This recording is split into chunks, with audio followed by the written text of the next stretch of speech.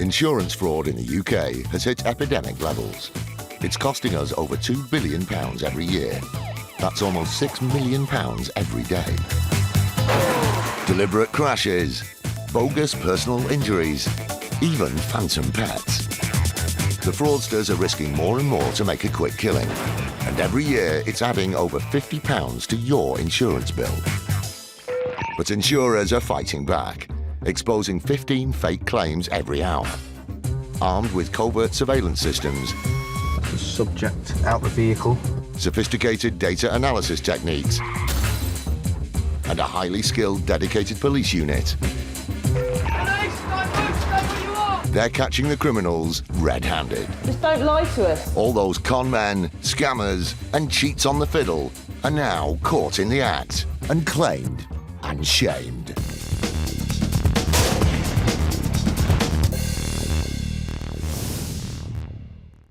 Police officers, can you come to the door, please?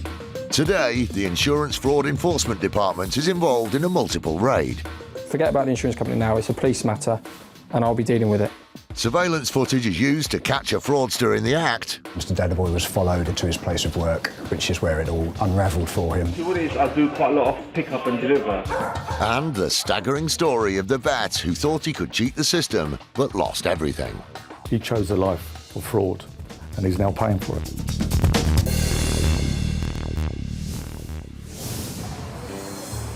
In these times of financial uncertainty, an insurance policy that pays out in the event of unemployment can be worth its weight in gold. At least that's what 49-year-old Anwar Dadaboy thought when he took out such a policy with Aviva in 2008. It's one of those insurances that you hope you never need, but unfortunately Mr. Dadaboy was made redundant in 2011. The good news, though, was that his policy was still in place, and so he was able to make a claim from it. He had an entitlement to approximately £1,500 a month, primarily to offset his mortgage payments for the period that he was unemployed. Several months into the claim, one of Aviva's operatives made a routine call to Mr. Dadaboy to see how things were going. Hello? Hello, can I speak to Mr. Anwar Dadaboy, please? He's going on at the moment, so are you speaking? Is he at work? I can call back later on. Yes, he is at work. Hang on a minute, what was that, sorry? Did he just say Mr. Dadaboy was at work? Yes, he is at work. Surely there must be some kind of mistake. I thought the claim was for unemployment. What time was the best to call him back? Around 8 o'clock. Not a problem. Thank you for your time. To be told that someone claiming to be unemployed was actually at work wasn't exactly the response Aviva was expecting to hear. Clearly it would have been inappropriate to continue a conversation, but I think the explanation that he's at work was less than helpful to Mr. Dadaboy, yeah. Apparently, aware that on face value it looked as though he might be pulling a fast one, it wasn't long before Mr. Dadaboy got in touch to set the record straight. So see, what is yesterday afternoon, somebody rang about 2:15, because I was at the job centre obviously yesterday afternoon because I had an appointment and it's very tough out there still. No, that's fine, that's okay. Well, that's that cleared up then. For a moment there, it seems as though Mr. Dadaboy was one of those insurance fraudsters. But just in case Aviva had any doubts, he made sure they knew what a fine and upstanding man he really was. If I was to do like some voluntary work without any pay, how does that affect my things? Because I'm thinking, the mosque I go to, try and help them, and this because I wasn't sure if that affects anything because I'm not getting paid for it. It's voluntary work, so it's not paid work, is it? So you can do that as much as you want. Thank you very much for your help. I wasn't too sure, that's why I rang. No problem. Anything else I can help you with today, Mr. Dadaboy? Oh yes, can you pay all my mortgage off? So not only was Anwar Dadaboy a good Samaritan, but he also had a cracking sense of humour. Although as far as Aviva was concerned, this was no laughing matter. I do think some people underestimate the resources and sophistication that insurers have nowadays to identify and detect fraud. We instructed surveillance on Mr. Dadaboy for a short period, and that uncovered a vehicle at his house, a van with AD motors on the side, and Mr. Dadaboy was followed in that van to his place of work, which is where it all unravelled for him. See what it is, I do quite a lot of pick up and deliver as well. And it wouldn't take you long just to give it a once over, would it? Well, I would say about half an hour. Yeah, half an hour. So how long have you been here then? I've been here since October. Oh, okay. It's alright, isn't it? It's alright. I've done it all up. After examining the footage, it didn't take Aviva long to decide that this wasn't voluntary work. And that this definitely wasn't the local mosque. With rock-solid evidence that Mr. Dadaboy had been earning money from his own business whilst claiming on his policy, Aviva decided to pay him a visit. He was confronted face-to-face, and at that point, with the overwhelming evidence, he admitted that he had been working. And as a result of that, the claim was repudiated in March 2012.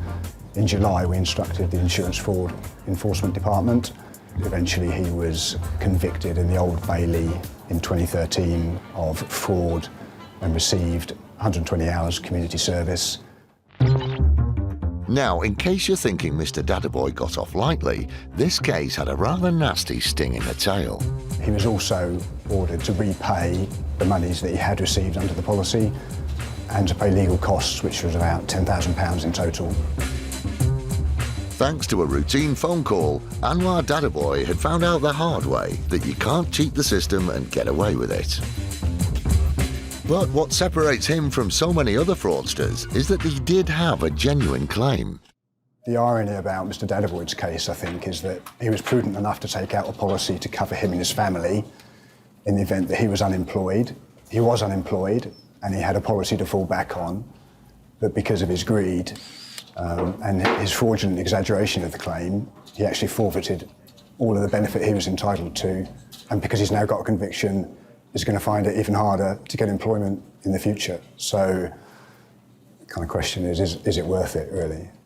In Anwar Dadaboy's case, the answer to that question is a definite no.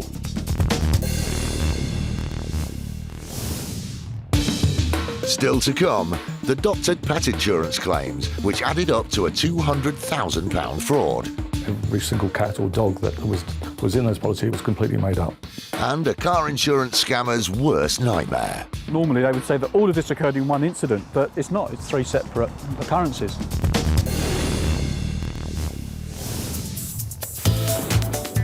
In January 2012, the police joined the fight against insurance fraud by forming an elite squad known as IFED, the Insurance Fraud Enforcement Department. I would say to anyone who's considering committing insurance fraud that now this is no longer a crime without consequence that it may have been in the past. There is a dedicated 40-strong unit known as IFED that work 24/7 hunting down insurance fraudsters. They've made over 450 arrests and have saved millions of pounds in fraudulent insurance claims, money which ultimately goes back in our pockets. From now on, fraudsters need to watch their backs. So if you're thinking about it, I suggest think again. There's every chance you'll get an IFED detective come knocking on your front door.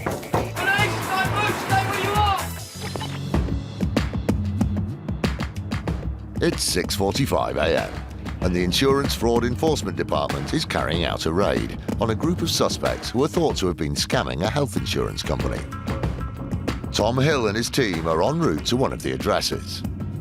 The total amount paid out by the insurance company is about 20,000. We suspect they've been doing it to other insurance companies as well, so that figure could rise. It's thought the suspects are working as a large group, and so IFED is preparing to raid 2 separate locations. There's another team going to another address, and it will be a simultaneous arrest if all goes to plan. With several suspects at the first location, Tom needs to make sure his team act fast. It's just a question of securing entry in the first case and making sure the premises is secure and all the people inside are accounted for our own safety. A few miles away, the other IFED team has arrived at the address of the other suspects and are in position ready to make their move. With raids like this, speed and surprise are everything. Once alerted, suspects may make a run for it. Have a look, mate. So, with the exits covered, the occupants of both houses are given a rude awakening. Police officers, can you come to the door, please? Good morning. the City of London Police? Yes, please. Yeah? Do you mind if we come in and I'll speak to you? I'll tell you what's happening. Okay. Who else is in the house? We'll get them down. Are they upstairs? And I'll speak to you all at once. They're going to have to wake up. Good morning. Detective Inspector Ben Flanagan from the City of London Police, Insurance Fraud Enforcement Department. Can I come in, please? The crew remain outside at this address. Meanwhile, at the other location, Tom and his team have rounded up the 3 occupants of the house.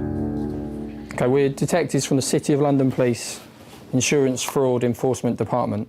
I'm going to arrest 3 of you, okay, on suspicion of conspiracy to defraud. Okay, so you do not have to say anything, but it may harm your defence if you do not mention, when questioned, something which you later line in court. Anything you do say may be given in evidence. I am ready to sort. The occupant claims the insurance company hasn't even spoken to him about the fraud. Talk to me first. Okay, well, they say they have, and there is a problem, and it's been reported as a crime, so I'm going to deal with it now as a police officer, okay? Yeah. So forget about the insurance company now, it's a police matter, and I'll be dealing with it, okay?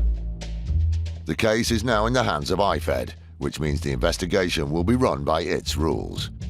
To make the raid shorter, IFED always asks for the suspect's help in locating any potential evidence. As I say, we're going to search your whole house. But if it simplifies it, if you can tell us where any documentation in relation to any claims that you may have made are. Is there anything down here, or is it all upstairs? The suspects are being cooperative and have said all paperwork is kept upstairs. Tom and the team begin with a systematic search of the entire property. We've arrested the 3 people we set out to at this address. Searches will now take place before the suspects are taken back to the police station. We're looking for computer equipment which may have been used to manufacture fraudulent receipts and invoices. And we're looking for paperwork in relation to these insurance claims that are believed to be fraudulent. Although this case relates to health insurance, the team have got their eyes open for anything out of the ordinary. No cupboard is left unsearched. Even old computers and laptops are seized, as they could contain vital evidence in the case. Everything is bagged up and labelled, ready to be taken away and examined by IFED's investigators. We haven't found a huge amount of paperwork. What we have found is computer equipment, which we believe it may be on there. And we found stamps, and we found a large number of memory sticks, which also could well contain data. So we're reasonably pleased with what we found. IFED's financial investigator, Simon Stiles, has been going through the suspect's finances. Part of my job as a financial investigator is to establish what bank accounts people have, what say they have and what they did have, going through the records to confirm that, but also to see what lifestyle they've got. As part of his investigation, Simon will seize bank statements and paying in books to enable him to build a clearer picture of the suspect's financial income.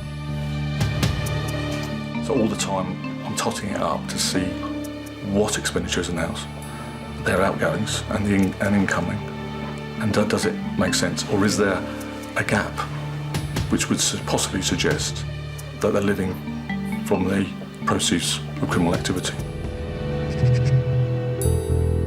At the other address, officers have found something which could be important to the case. IFED's Ben Flanagan calls Tom to give him the news. We've found details of a safety deposit box here. So I'm thinking that there may well be documents relating to this offence or cash from it in the box. If IFED want to see what's being kept here, they need to fill in more paperwork to access it. I've now got to consider whether or not we get another search warrant. So I'm just going to see who we've got available and who could draft up the warrant application, and then we'll get over to the court this morning and swear out the warrant. With the searches of both properties complete, the suspects, along with the evidence seized, are taken back to the station. But the most important thing now is that IFED get its hands on the safety deposit box, which could contain important evidence. Still to come, IFED are surprised at what they find. As you can see, it would appear that we've got items of jewellery. We'll be seizing all of this.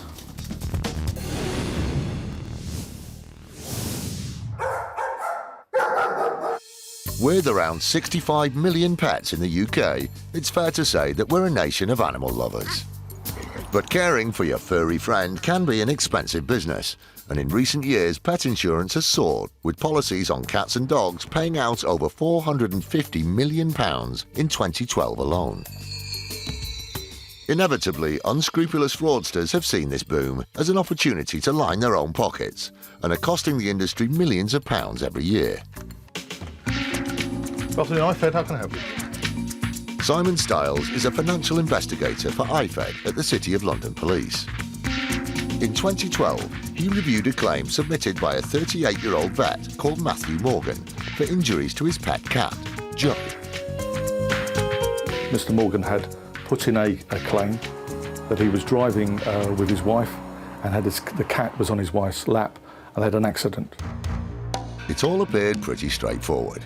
But when the insurance company made a routine check with the surgery who were alleged to have carried out the treatment, the practice had closed a number of months ago, which raised alarm bells with the IFED team. The doctor who had reportedly seen the cat at the time was actually working there, was on holiday at the time. The insurance company could smell a rat and referred the case to Simon. Over the period of 3 years, he had set up 19 different policies on the back of 19 animals that he said he owned. But he didn't know any of them. They completely made up every single cat or dog. So it wasn't an opportunist fraud. He saw an opportunity because of where he worked, but it wasn't an opportunity, it was premeditated. After 3 years and over 50 fraudulent claims on pets that never even existed, Matthew Morgan really was the cat who got the cream and had developed what he thought was a foolproof recipe for success. He would make an intercepted policy for insurance of a cat or dog. That didn't happen. And at some point, he would then make a claim. Everything was stamped to legitimise it from the veterinary surgeon, and the claim form would be sent off to the insurers. Cashing in on phantom pets and using his professional reputation meant the claims were always paid, and in his own words, it was easy money. Because it was a professional body, they wouldn't look at it again, and they'd be happy and pay out. And the money would go straight back into Mr. Morgan's account, and Mr. Morgan would spend it. It was spent on cars, it was spent on holidays. He had family in Australia, but he didn't just go there, he just had a lavish lifestyle. Lots of trips out, a lot of weekends, breaks, a lot of meals. It was just on everyday life, but luxurious things, and a lot of people can't afford that. And he could afford it in any event, but he just chose to go a little bit more. Quite simply, Matthew Morgan was a man living beyond his means and driven by greed. I worked out that throughout the period of his fraudulent claims, it was a period of some 37 months. And during that time, he'd actually legitimately earned £143,000. So averaged over £5,000 a month, which most people would think was a fair wage, and there was no need to do anything else. But he was greedy, he saw an opportunity, and he wanted more. And he got £198,000 more than he should have had. Unless it had been identified by the insurers and investigated by us, he'd still be carrying on. I've no doubt of that. After abusing his position of trust and using his expert knowledge to deceive insurance companies, Matthew Morgan was well and truly in the doghouse. I take personal satisfaction, as me and my colleagues do, into convicting these individuals. There's only one place for them, and that's behind bars. Simon's view was echoed by the judge when Morgan appeared at the Old Bailey on the 23rd of August 2013 and was jailed for 2 years. He had lost his possessions, his home and his career after being struck off the register of veterinary surgeons. Matthew Morgan had lost everything. Matthew Morgan was earning a lot of money legitimately. He had no need to commit fraud, no need whatsoever. He could have had holidays, he could have collected cars, he could have visited his family abroad. He chose a life of fraud, and he's now paying for it.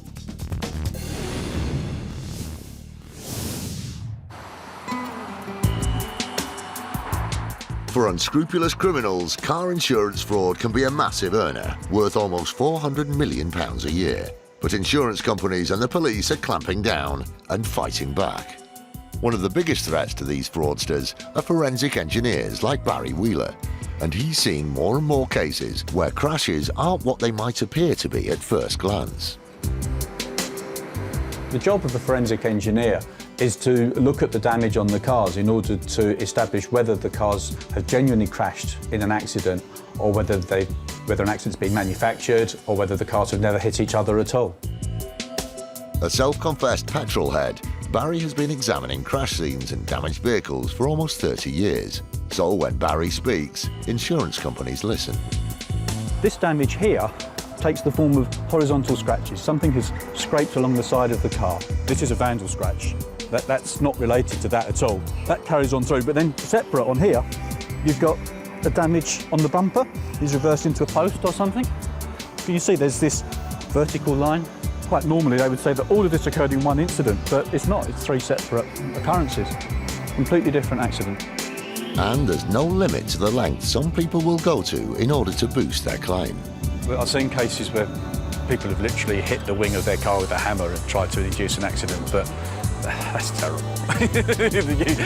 You see that as soon as you walk up to the car, you know full well it's nothing to do with it. An opportunist taking a hammer to their pride and joy is one thing, but what Barry's dealing with more and more are criminal gangs who will go to extraordinary measures to cash in. There are a number of people that want to make fraudulent insurance claims, and they will make an accident happen. Crash for cash is where people will either get 2 vehicles which are both damaged and say that they've crashed into each other. They may just get a car and crash into it on purpose and say it was an accident. Sometimes they'll even dupe a member of the public into crashing into them. But they do it on purpose in order to say that an accident has occurred so that they can make a claim. Having dealt with thousands of car crashes over the years, Barry knows all too well that the real cost of this type of crime isn't measured in pound notes. When people are duped into having accidents, it's traumatic. Lorry drivers, they're people like you and I. They crash into a vehicle, it affects them. I mean, they may lose their job if they have too many accidents, but it's not their fault if someone's causing it. So it's not a victimless crime. There's a lot of victims involved. And of course, people are getting injured as well, genuinely getting injured. The good news is that with the help of experts like Barry, car insurance fraud is being stamped out. I think fraudsters need to know that it's coming to an end. The courts are becoming aware of their actions. Everybody in the industry is aware of what they're doing.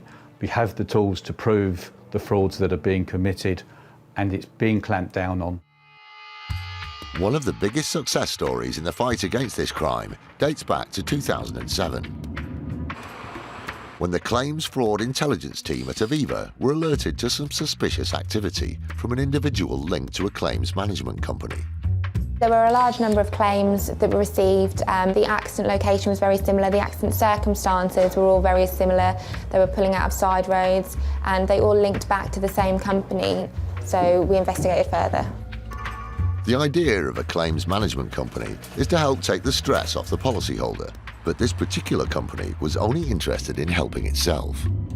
They were deliberately crashing vehicles into each other to claim for hire, recovery, storage. The engineers' reports that they were submitting were not consistent with the damage when our engineers inspected them. The hire documentation was fraudulent and they were submitting a high number of injury claims.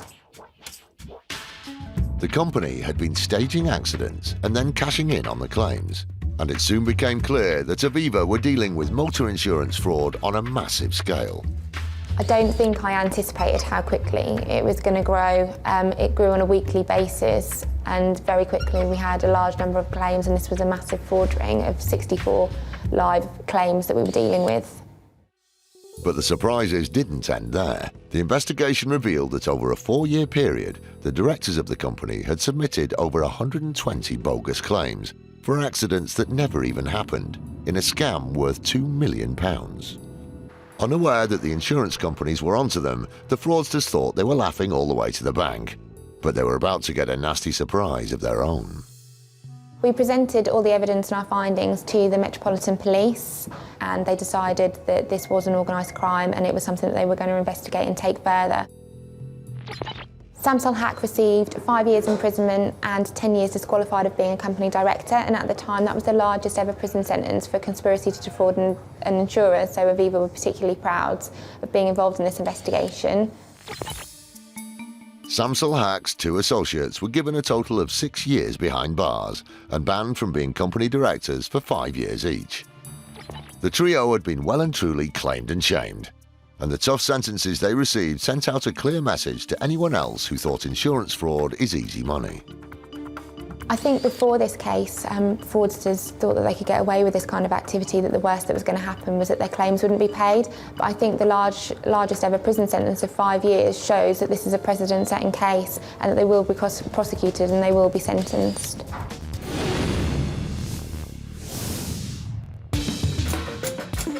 Police officers, can you come to the door, please? Who else is in the house? They're going to have to wake up.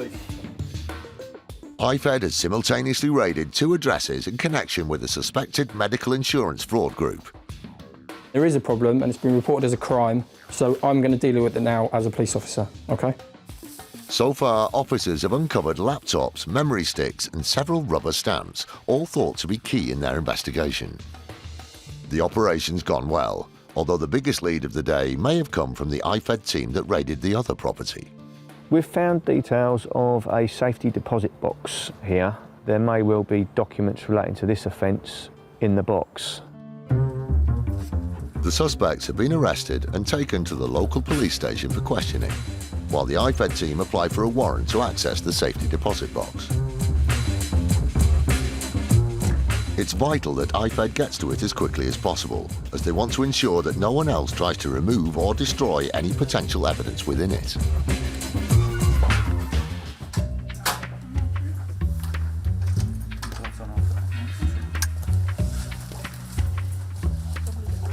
Traditionally, items of high value are stored in these boxes, so the IFED team is keen to discover exactly what's inside.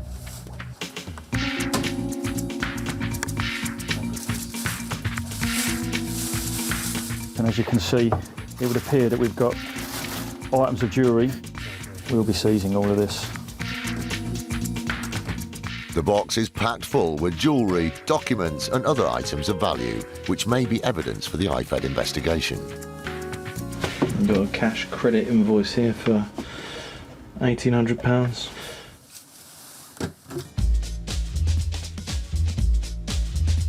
We've found lots of jewellery. Until we get that appraised, we're not going to know exactly what the value of that is. But it'll be very interesting because obviously they're going to have to account for those items. It'll be very interesting to find out how these items came into their possession.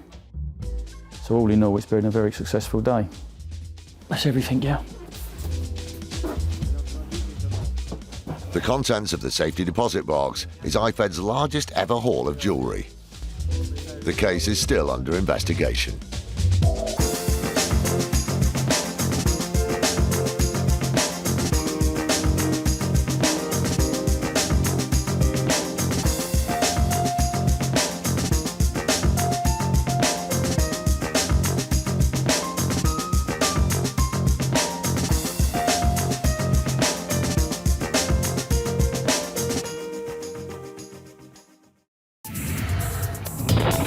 Insurance fraud in the UK has hit epidemic levels. It's costing us over £2 billion every year. That's almost £6 million every day. Deliberate crashes, bogus personal injuries, even phantom pets. The fraudsters are risking more and more to make a quick killing, and every year it's adding over £50 to your insurance bill. But insurers are fighting back, exposing 15 fake claims every hour.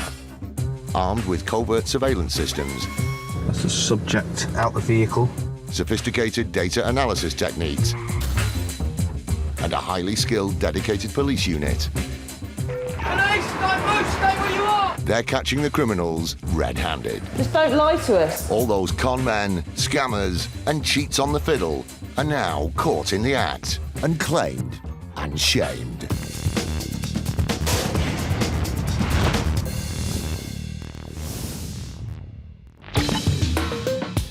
Coming up, a fake insurance company that targets the elderly. I think really you ought to write people. No, well, we need to renew this today, and then it'll all come out in writing then, okay? Undercover filming lands a con man in the sin bin. A further twist was that it was reported that he was suffering from post-traumatic stress syndrome. And IFED carries out a raid on a suspect. You're never sure exactly what you're going to find until you actually go through that door.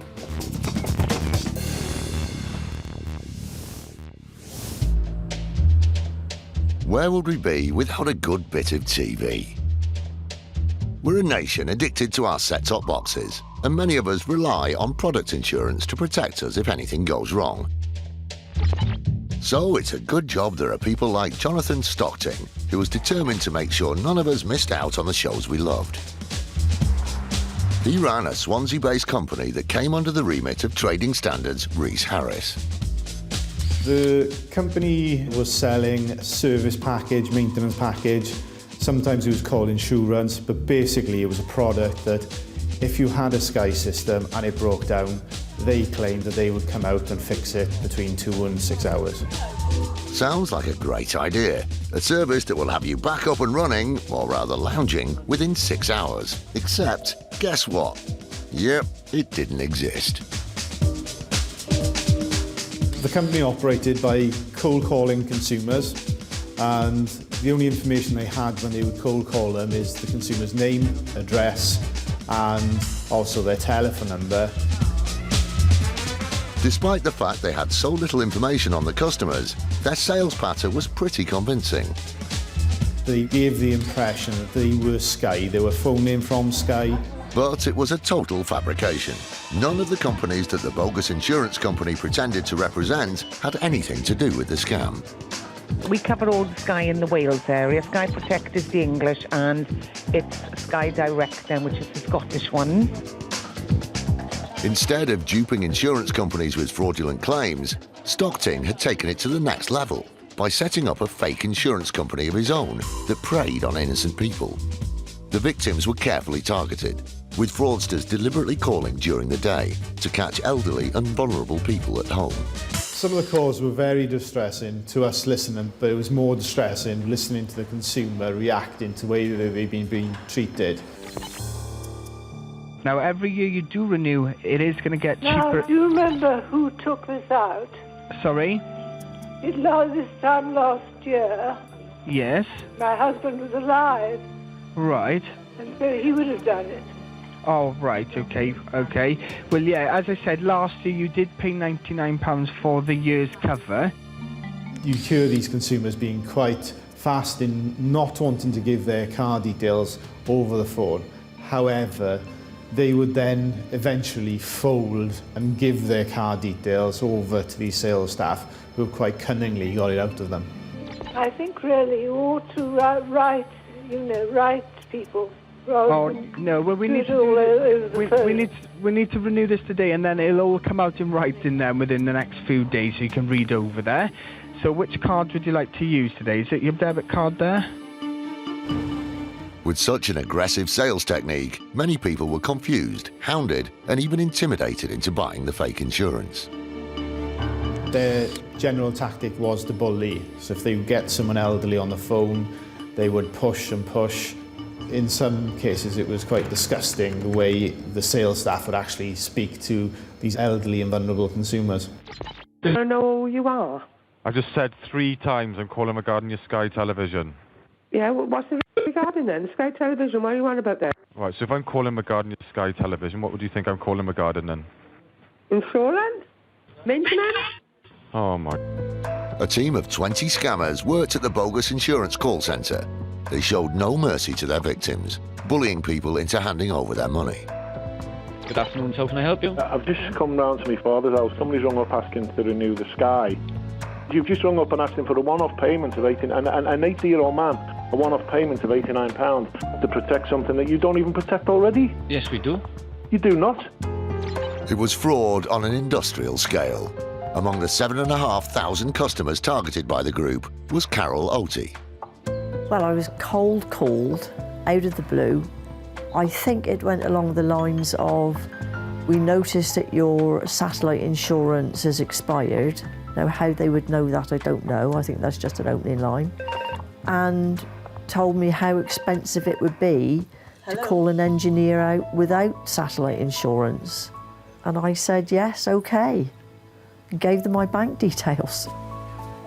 The fraudsters persuaded their victims to sign up to a yearly payment of between £70 and £100, with the promise that their satellite box would be covered 24/7. I mean, £80 might not seem like a lot of money to some people, but when you're a pensioner, it is a lot of money. In order to appear genuine, the company sent out paperwork to their victims. It was at this point that Carol realised something was wrong.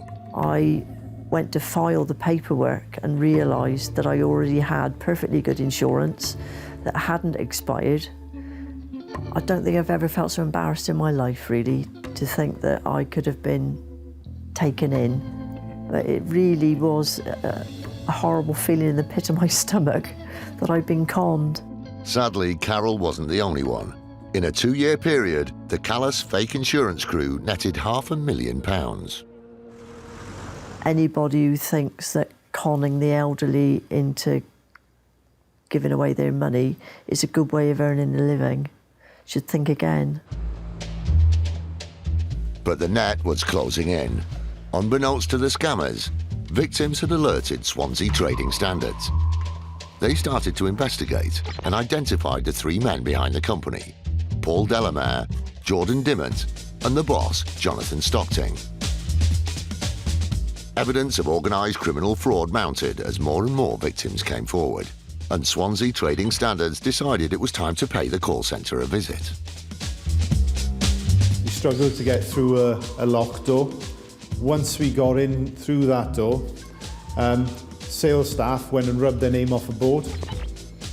Some of the staff tried to evade us going down the back stairs. And then when we were there, the fire alarm went off. I went to see the security guard in charge of the building, and he basically told us someone had set a false alarm off on the floor below us. Once in the property, Trading Standards wanted to get to the hub of the fraudulent activity and needed to access the computers kept behind locked doors. It took a locksmith 3 hours to break in. We got into the room, our computer forensic examiner looked at the computers and came back to us at a later date after we'd left the premise and told us that someone had remotely accessed that computer and deleted everything and tried to download something called Evidence Eliminator. The operation had been stopped in its tracks. It was the last Trading Standards would hear from them for a while. Coming up, the fraudsters restart their fake insurance company again, but Trading Standards decide to shut them down once and for all. This time we done a faster entry warrant where we took the police on entry. Everybody was arrested where they were sat.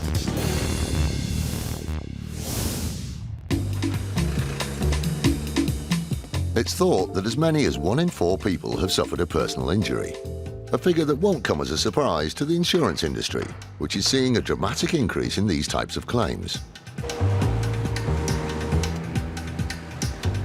More than 1 million of these claims come from workplace accidents, like the one that David Ribchester suffered in February 2006. DCI Dave Wood, who heads up the Insurance Fraud Enforcement Department, worked on the case. Mr. Ribchester reported to his insurance company that he'd suffered an accident at work. He said he was up a set of ladders that collapsed underneath him. And as a result of the fall, he's injured both his wrists when he hit the ground. And as a result of that accident, he suffered life-changing injuries. According to David, the lad had fallen on both of his wrists, which he claimed left him unable to do even the most basic tasks. 1 was driving a car, 2 was playing his favourite sport, rugby, and lastly, and perhaps most important of all, he couldn't pick up his small daughter. And this was the worst thing for him, so he told us. But David's injuries weren't just physical, as John Beadle from insurers RSA explains. A further twist was that it was reported that he was suffering from post-traumatic stress syndrome as a result of the accident. With such serious physical and emotional damage, David's claim stacked up to a huge sum. He claimed ultimately for £900,000 or thereabouts in terms of compensation, to compensate for his loss of earnings and for the care that he would need going forward in his life. It was a massive compensation bill, one which would have taken care of the 31-year-old for the rest of his life. This case is one of the biggest single instances that IFED have investigated in its operation so far. Almost £1 million going to one person, for him, would almost be like a lottery win. As with any large insurance claim, the insurers looked into it thoroughly, and they didn't like what they saw. There came a point of time when we began to doubt the truth around the extent of Mr. Ribchester's alleged injuries and incapacity, and so we began to investigate, and as part of that investigation we deployed some surveillance. All seemed fine at first, but then they noticed something which blew his claim out of the water. It showed a person going normally about their daily life, and there wasn't any apparent incapacity or injury that prevented him leading a normal life. During the course of the surveillance, Mr. Ribchester was seen driving his car. He told his insurers he couldn't drive a car. He was also seen shopping in a supermarket. Again, he told his insurers he couldn't carry out that task. On Mr. Ribchester's birthday in July 2009, he was actually filmed hosting a barbecue at his home address, during which he erected some garden furniture. He greeted guests with a firm handshake of his right hand. He was seen flipping burgers on the actual barbecue itself, and also several times picking up his young daughter with his supposedly severely injured right hand. The footage proved that David was lying about his injuries in order to inflate the size of his claim. But the surveillance didn't stop there, and what the police saw next revealed the shocking extent of his fraud. The biggest nail in Mr. Ribchester's coffin was actually the surveillance footage of him playing rugby at his local club. So there he is, grabbing the ball, gripping it tightly, fending off tackles, charging along the grass turf. Things that he said he couldn't do, would never be able to do for the rest of his days, clearly captured on surveillance footage, looking in quite fine fettle, running across the rugby pitch. That surveillance footage was, at our request, shown to the medical experts, who, as a result, said that in their opinion that he was grossly exaggerating or making up the level of injury or incapacity that he was suffering from. Clearly, David was trying it on. Armed with a wealth of footage, the insurers decided to tackle the fraud and pass the case to the police. IFED detectives arrested Mr. Ribchester at his home address in the northeast of England, and some months later he appeared at the Old Bailey, where he was charged with fraud by false representation. The judge, in fact, said this man was greedy, and he also went on to say that it's as a result of greedy men like Mr. Ribchester that other genuine claimants could sometimes be put under scrutiny as a result of his selfish actions. David Ribchester's foul play had well and truly landed him in the sin bin. For exaggerating his claim, the penalty was 8 months. During IFED's operation, we seem to come across two different types of fraudsters in this insurance fraud arena. One would be the organised criminals, the gangsters that do it for a living, and the other lot I would describe as greedy people that see an opportunity, potentially a meal ticket or a lottery win like Mr. Ribchester. Ironically, if Mr. Ribchester had been honest about the extent of his injuries, he would have been legally entitled to about £250,000 compensation. But because he lied, the whole of his claim was thrown out, and he was left with no money, a prison sentence and a criminal record.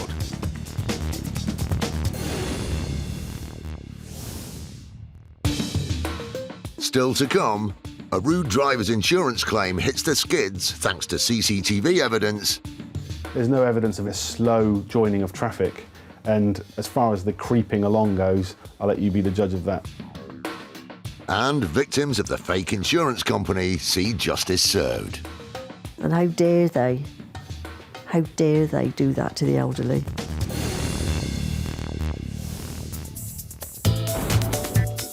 The Insurance Fraud Enforcement Department, or IFED for short, is an insurance scammer's worst nightmare. There is a dedicated 40-strong unit that work 24/7 hunting down insurance fraudsters. The team was set up over 2 years ago to crack down on insurance crime in the UK. Is there anything here that shouldn't be here that we're going to find? In that time, it's made over 450 arrests and seen over 200 prosecutions. If it's a fraud, it's in insurance, then it may well come to IFED's attention and IFED will take the necessary action. Police officers, can you come to the door, please?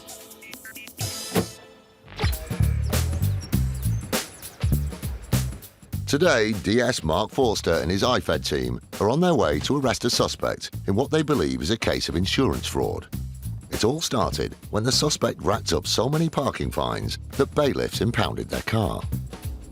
She subsequently reported to police that her car has been stolen and also made a claim to the insurance company in relation to the theft of that vehicle. Mark has deliberately organised an early morning raid so there's more chance of catching the suspect at home. And he's well aware of the challenges that his team could face when they go in to make the arrest.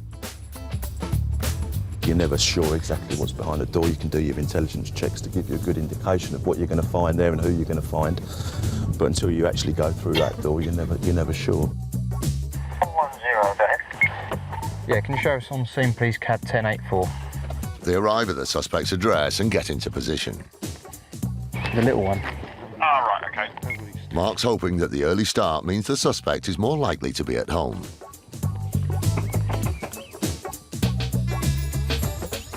Good morning. And they are. Police. I'll just speak to you inside, please. Yeah, thanks. Thank you. Thanks, that's all. Just one of my colleagues coming in as well. The cameras stay outside. So at 5 minutes past 7, I'm arresting you on suspicion of committing fraud by false representation. You don't have to say anything, but it may harm defence if you do not mention when questioned something she later rely on for. Anything you do say may be given evidence. Do you understand? With the arrest made, the operation has got off to a good start. I don't think she was expecting us at all. She was quite surprised. My colleague, when he arrested her, she had no idea what it was about. But the arrest is only the beginning. The success of the operation relies on finding evidence of the alleged fraud. IFED are searching for paperwork that relates to the vehicle. Luckily, the suspect is proving to be cooperative. We've asked her, it's basically so we don't have to go through the whole house, where she keeps all her documents, correspondence, and she's indicated to us in her bedroom. And that's just where they find potential evidence. This is some of the evidence that we've seized from the property, from the bedroom of the lady we've arrested this morning. Unusually for the IFED team, the potential evidence in this case is paper-based and doesn't involve phones or computers. Most IFED raids last several hours, but in this case, Mark's thankful that it's been relatively straightforward. Very happy. It's all gone very smoothly. We're, in and out of the address within sort of 45 minutes. She's now on her way back to the City of London, where she'll be interviewed in relation to the fraud that we believe she's committed. Mark's pleased with how the day has gone. The arrest has been made, potential evidence has been collected, and the investigation can now move on to the next stage.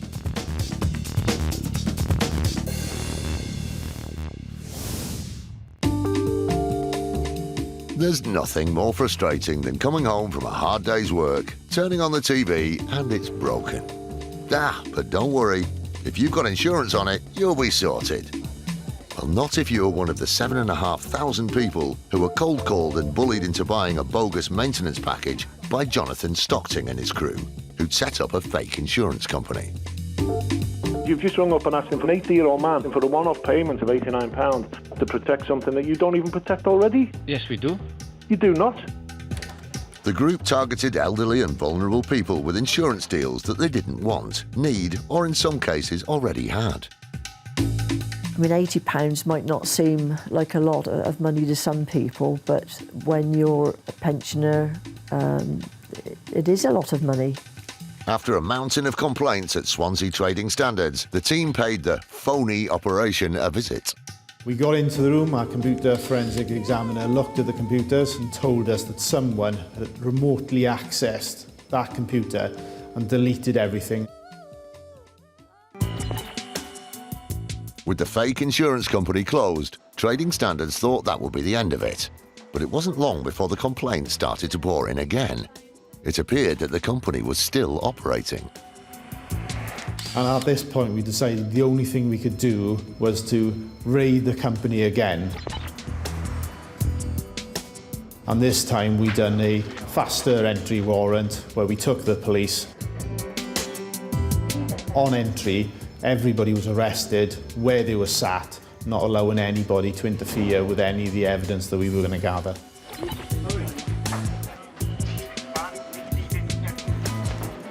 This was the largest operation that Swansea had been a part of.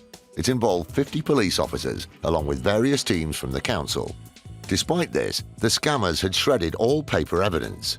But the key to the crime was their calls. We found call recordings, but those calls certainly helped us a great deal with our investigation. Well, I don't want that. Well, you don't want Sky Protect? No, I don't want Sky Protect. Right, okay. You know, if you need an engineer out for any particular reason at all, yeah. An engineer will charge you £90 a call-out fee. Right. £100 a dish, and like up to £100 for the box, maybe a bit more for the HD box. Now, with you not having cover, there's nothing we can do about that. What was perhaps more shocking was that this wasn't just a few fraudsters, but a team of around 20, all knowing that every day, every call was conning an elderly person out of money. And you had a big sales floor which was populated by all these staff, and it probably they were looking up to 20 staff at some points in the business, and everybody in that business had to be aware what was going on and was implicit in it, and it was all linked and all very loyal. The audio proved to be the killer piece of evidence that allowed the council to build a case against the scammers. They took Jonathan Stockting and 16 members of his team to court. It was the culmination of a 2-year investigation into a scam that had covered most of Wales and parts of England, dialing in an estimated £500,000. The weight of evidence against them meant that the 3 main players pleaded guilty to a conspiracy to defraud. Jonathan Stockting and Paul Delamere both got sentences of 4 years, and Jordan Dimmond was given 3.5 years. In all, the judge handed down jail terms totaling almost 30 years to 14 people involved in the scam.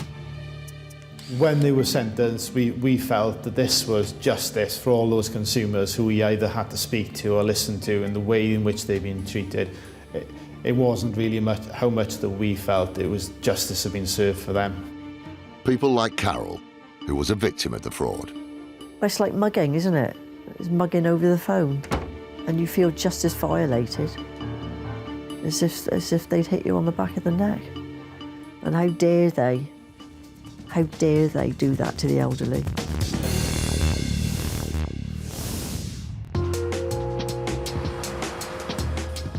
Buses are great. Well, if you haven't got a car.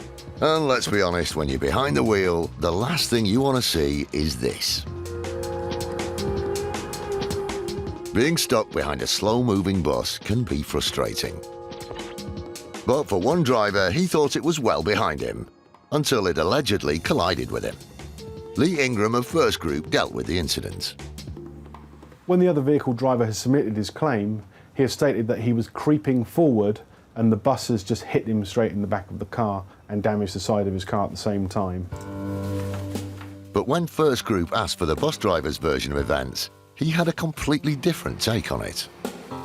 The bus driver in this case clearly says that he was passing the third-party vehicle when the third party has given him the V sign and then pulled across straight in front of the bus, leaving him no opportunity to avoid a collision. The two versions didn't add up. It was the claimant's word against the bus driver's. So Lee Ingram turned to his fail-safe backup, CCTV. The footage clearly supports the bus driver's account. Keep your eye on the red car on the left. The first thing you notice from the footage is that the third party has clearly made up a set of circumstances to tell his solicitor in order to pursue his claim. There's no evidence of a slow joining of traffic, and as far as the creeping along goes, I'll let you be the judge of that. The red car can be seen driving at a normal speed. But from the camera on the side of the bus, the car pulls in front of it, cutting it up and clipping it on the front. CCTV footage is very important in circumstances such as this. The footage shows the car driver wasn't telling the truth, but it also revealed something else as well. To add further insult, the driver just did that. Oh, hang on a minute, what was that? 2 fingers? Oh no, it's just the one. Well, that's a bit rude. There doesn't really seem to be any logical reason as to why the other party should be so angry towards a bus driver. I know there are situations where some people just do not like buses getting in front of them in traffic.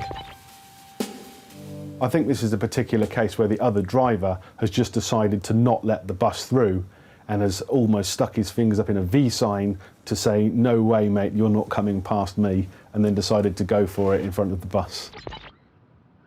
The claimant in this instance is clearly used to getting his own way. On this occasion, he has tried to muscle in on a 12-ton vehicle, which might not have been the wisest of moves.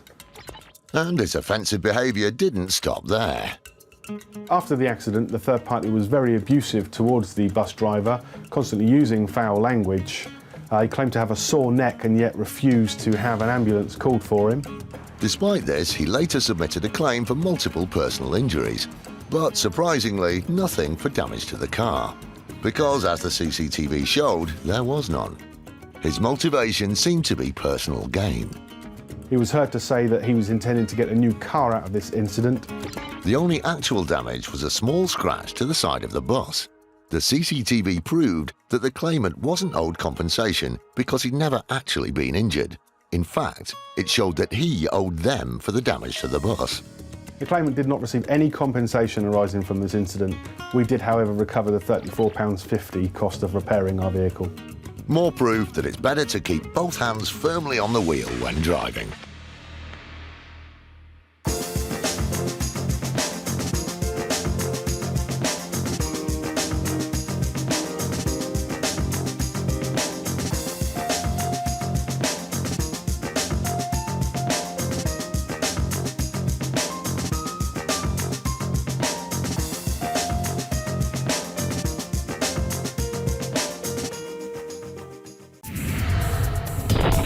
Insurance fraud in the UK has hit epidemic levels. It's costing us over £2 billion every year. That's almost £6 million every day.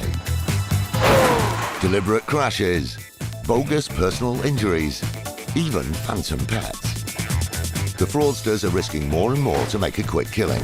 And every year it's adding over £50 to your insurance bill. But insurers are fighting back, exposing 15 fake claims every hour. Armed with covert surveillance systems, that's the subject out the vehicle, sophisticated data analysis techniques, and a highly skilled, dedicated police unit.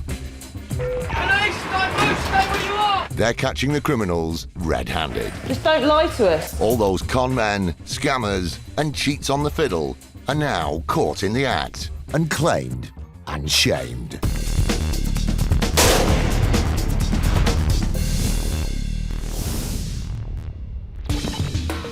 Coming up, surveillance footage scuppers and HGV drivers claim for a truckload of compensation. Without the surveillance, we would have faced a claim into the many hundreds of thousands of pounds, and so it would have provided Mr. Doyle with a lottery win in compensation. A bone-crunching fall. You can feel every single hit as he's falling down the stairs. It was pretty harrowing to watch. And door-to-door inquiries, IFED style. It's police, could you open up? We will put the door in.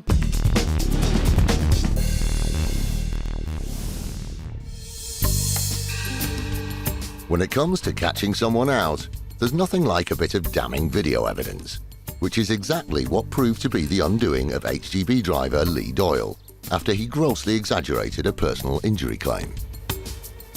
Mr. Doyle alleged that his accident happened when he was walking across his employer's yard and tripped over and fell and banged his lower back on a raised curbstone.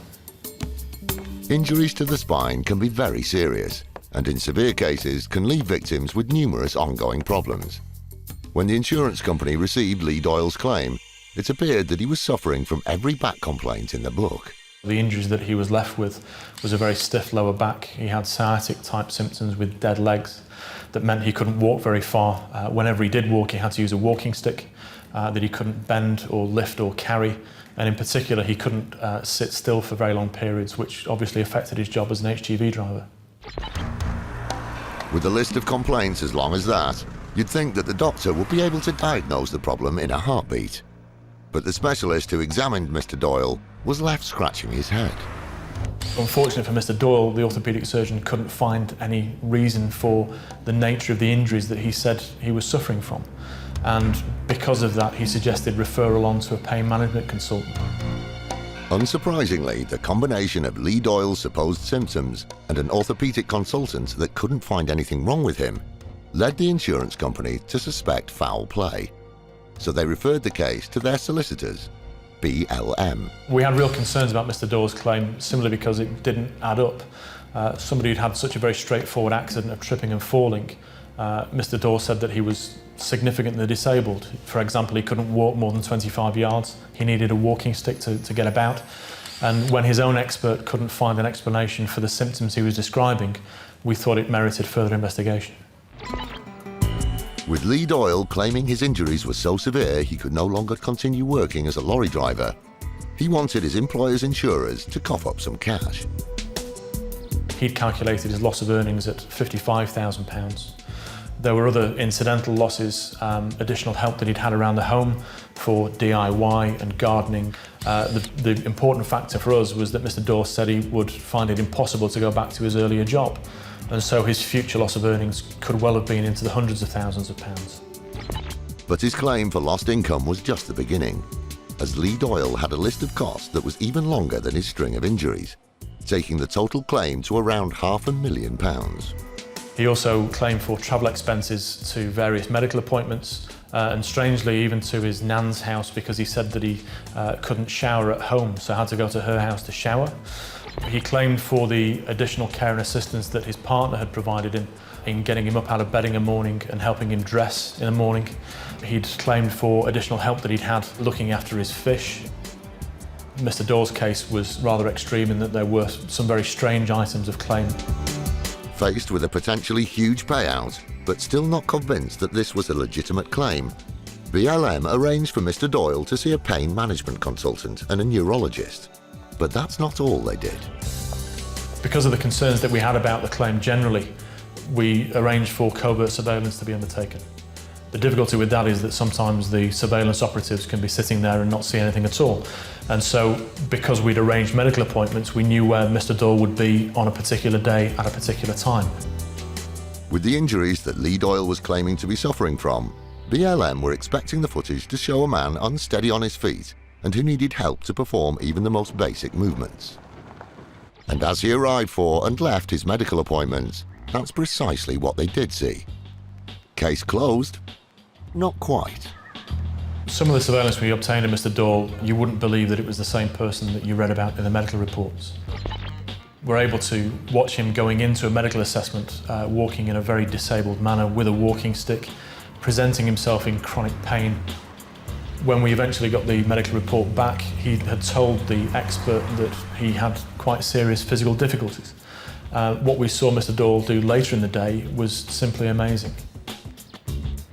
What he'd said on paper, where he couldn't walk for more than 25 yards without a walking stick, we were able to disprove that, showing that he was walking his dog without any difficulty for over an hour. He said that he couldn't bend at the waist and lift things off the floor, but surveillance footage showed that he was lifting without any real difficulty at all. But the most shocking footage was captured just 4 hours after Doyle had hobbled his way into a medical examination. In it, we see him hoisting heavy concrete slabs above his head onto a garage roof. Steady on now, Lee. Mind your back, son. His evidence was that he couldn't drive, yet he was able to drive his own 4x4 vehicle without any apparent discomfort at all. So everything that we were being told simply wasn't borne out by the surveillance footage that we were presented with.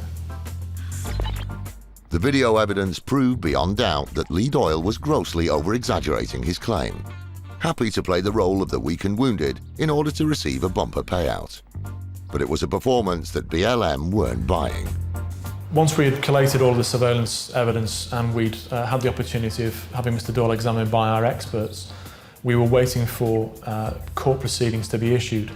That was really the last chance that Mr Doyle had to come clean. We didn't know whether he would be honest in his presentation and say that he has tried to work, that he does have good days or bad days, that he is capable of doing some physical activity. When proceedings were eventually issued, he maintained that he was chronically disabled, that he hadn't worked since the date of the accident. It was unlikely he was ever going to be able to go back to his former job. And the claim that he presented in financial terms was very significant, into the hundreds of thousands of pounds. Our only response to that had to be that we disclosed all of our medical evidence and all of our surveillance evidence and pointed out that he'd been caught out. Since his accident, Mr Doyle had claimed around £25,000 in disability benefits. So, upon hearing about the exaggeration of his claim, the Department of Work and Pensions had a few questions of their own. A separate investigation was undertaken by the Department for Work and Pensions through their fraud unit. We understand that Mr Doyle's benefits were stopped immediately when the investigation was started. Doyle was ordered to repay almost £25,000, but bogus disability benefits weren't the only thing he had taken away from him. We understand that he tried to tender his resignation. We were informed by the employer that his resignation wasn't accepted, and so we understand that a process of gross misconduct was pursued and that eventually Mr Doyle was dismissed. BLM's investigations had scuppered what could have been a fraudulent claim in the region of £500,000.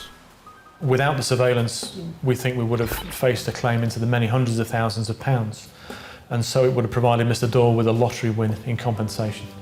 Instead, Lee Doyle was offered and accepted a £10,000 settlement, which is what BLM felt was the honest portion of his claim. But that didn't even cover all of his legal costs. He was now out of pocket and unemployed. However, if this case had been resolved just a year later, then things could have ended much more seriously.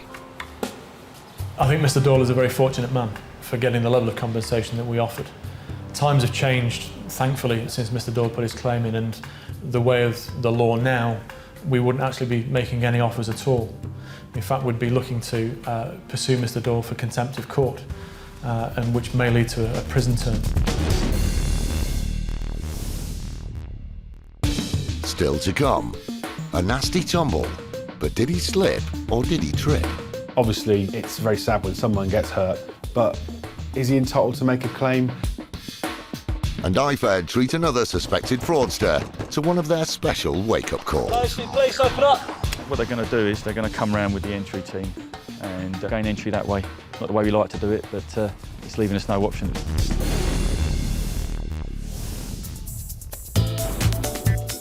In January 2012, the police joined the fight against insurance fraud by forming an elite squad known as IFED, the Insurance Fraud Enforcement Department.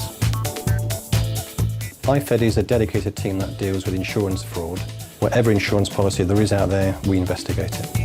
There is a dedicated 40-strong unit that work 24/7 hunting down insurance fraudsters. IFED has made over 450 arrests and saved millions of pounds in fraudulent insurance claims, money which ultimately goes back in our pockets. From now on, fraudsters need to watch their backs. We are out there in numbers. You might get a nasty knock on your door in the morning if you commit this type of fraud.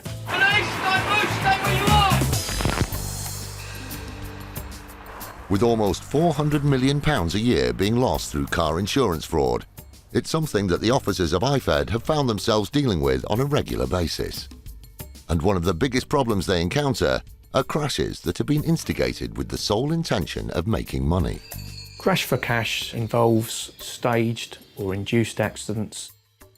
It's generally organised by people that know each other, and a typical example would be what's known as a slam-on, where a vehicle will slam its brakes on with the sole purpose of causing the vehicle behind to drive into it and then make a claim as a result of that accident. During their first year of operation, IFED dealt with a crash for cash case, which hit the headlines. This case involves two families from the Birkenhead area in Liverpool who reported that they're involved in a road accident in the Wirral area in March 2011. It all seems fairly standard so far, So what was the problem? The claim involved a road accident at a set of traffic lights where a BMW and a Rover were said to be in a collision. Within these two vehicles were 7 occupants that belonged to 2 separate families. And as a result of the accident, all members then submitted claims for personal injury, damage to the vehicles and vehicle recovery costs. And all told, those claims totalled £77,000. At first glance, this was a classic shunt between 2 cars at the lights. But as the insurance company began to process the claims, it became clear that this was anything but an ordinary accident. It wasn't so much the value of the claim that raised the alarm, it was the inconsistency in some of the detail provided by the claimants to the insurers that caused them to make a referral to IFED for further investigation. By the time the case was handed over to IFED, forensic engineers had established that the damage to the cars didn't match up to the version of events on the claim form. And as if that wasn't dodgy enough, the insurance company had also discovered that members of the 2 families already knew each other and were friends on a social networking site.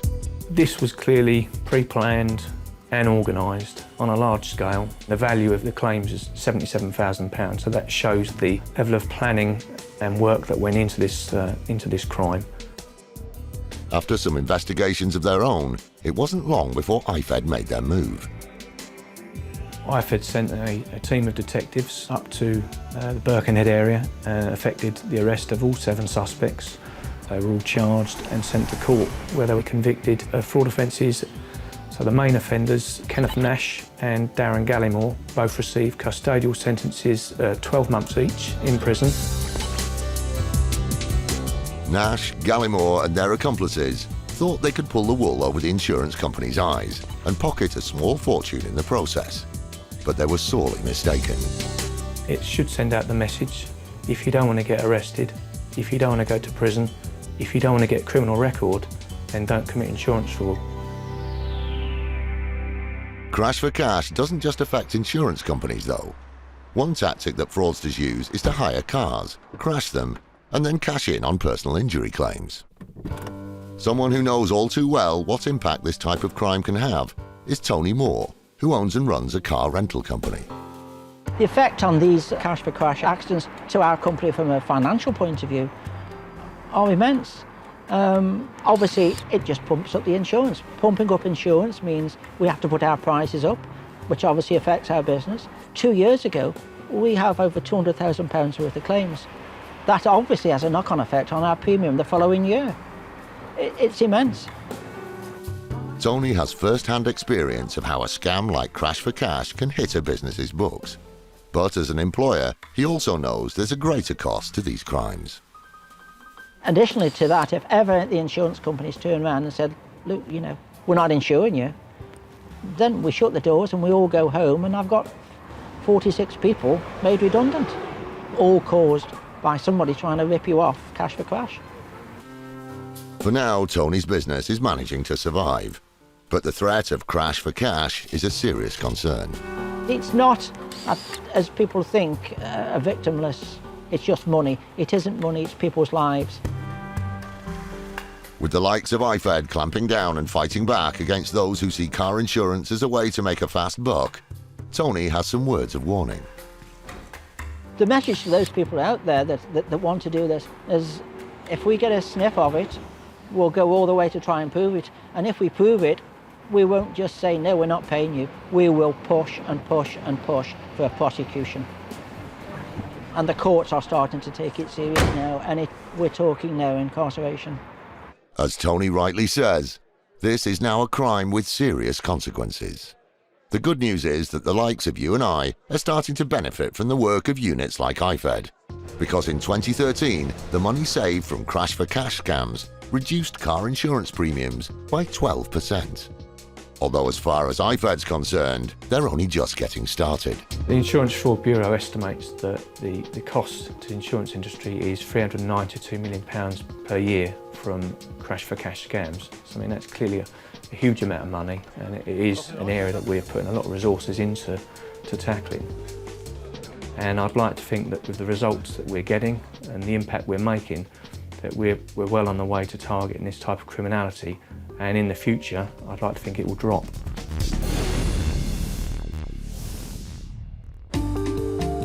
Just like lightning, you never know when disaster might strike. But thanks to the boom of personal injury claims, some accidents can have a silver lining in the form of a cash payout. In 2013, public transport operator First Group dealt with a claim from a gentleman who was making his way down the stairs at one of their train stations, when suddenly everything went horribly wrong.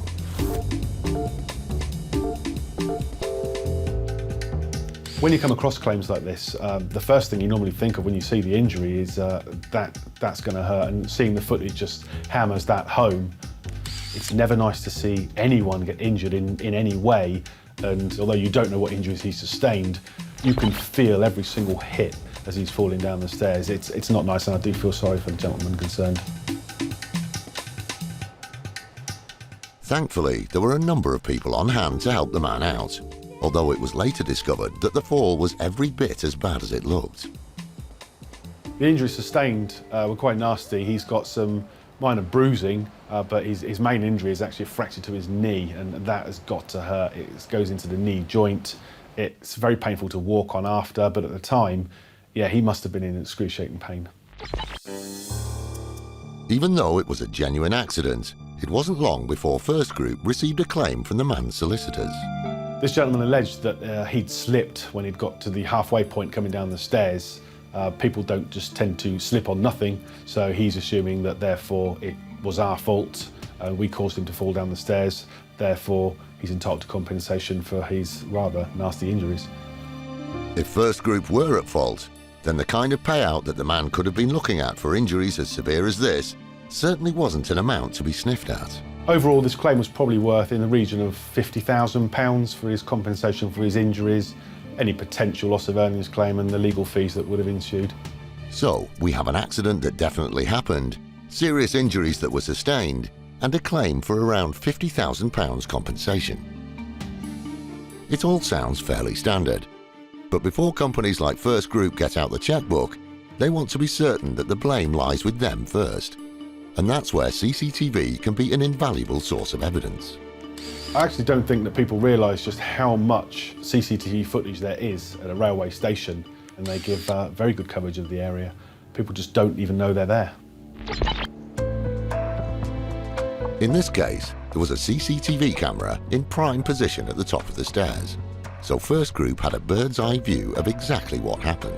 When we receive claims like this, what we're going to look at when we view the footage is, did anyone else have a particular problem walking along that passage of stairways? What ideally you're looking for is people walking down with no problems at all, which would suggest there wasn't a slip hazard, because we just don't know what this gentleman had slipped on. But when First Group viewed the footage, there didn't appear to be any evidence of a slipping hazard, or indeed any hazard at all. One of the key points you'll notice from the actual CCTV evidence is the small child actually joyfully skipping down the stairs with no real problems at all, even stepping on the section where the gentleman alleged he slipped. Why then is this chap alleging that he slipped on a step that was previously okay for the people that preceded him? It's clear there was no slipping hazard on those steps, otherwise that small child who had taken a jump at it would have gone flying. So if the man hadn't slipped like he claimed, then what really did happen? He puts his left foot down, plants that quite normally. As he goes to step forward with his right foot, it gives way beneath him. This then causes him to stumble forward. At the same time, an unfortunate series of events, his trailing foot then catches the bag he's carrying, which flips him over, and he virtually somersaults down the stairs, striking probably every single step on the way down. And when I watched the footage, I did actually say ouch to myself every time he hit a step.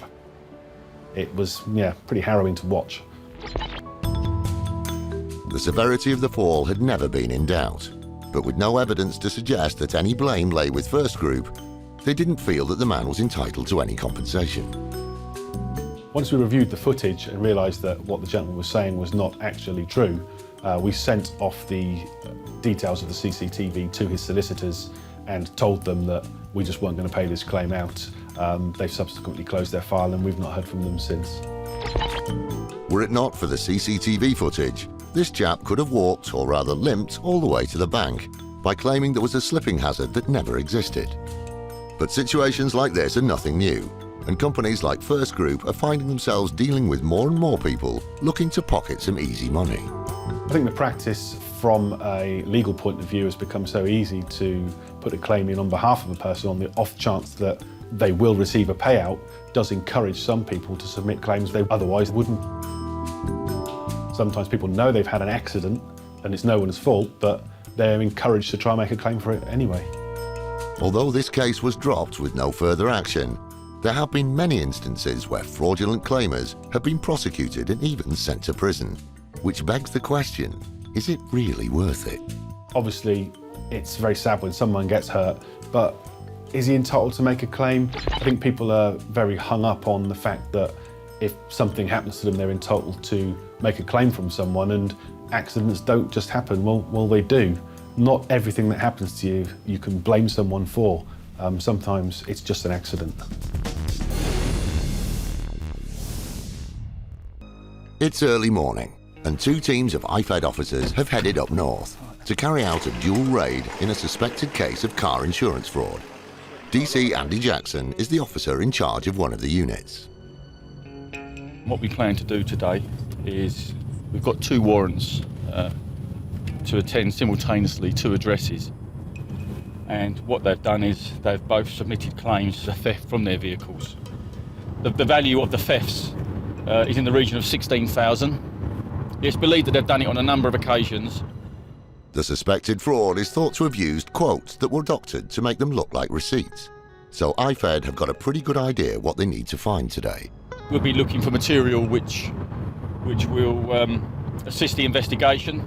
We'll be looking at probably computer evidence. If there's a suggestion that they've altered this documentation, they may very well scan that onto a computer. Today, IFED are being assisted by local police units.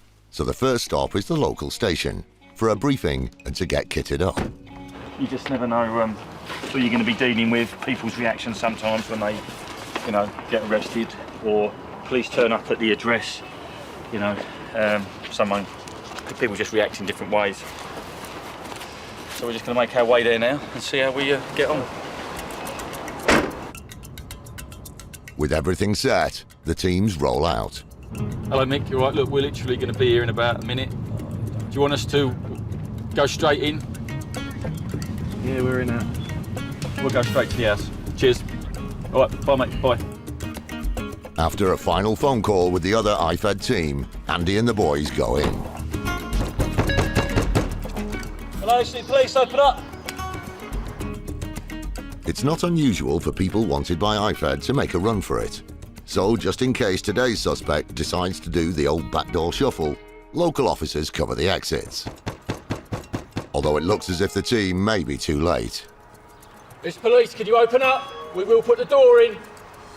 Word has come through that the suspect at the other raid has been arrested, but no one is able to get hold of the elusive homeowner who lives here. Although with crucial evidence to find, Andy and the team aren't leaving without it.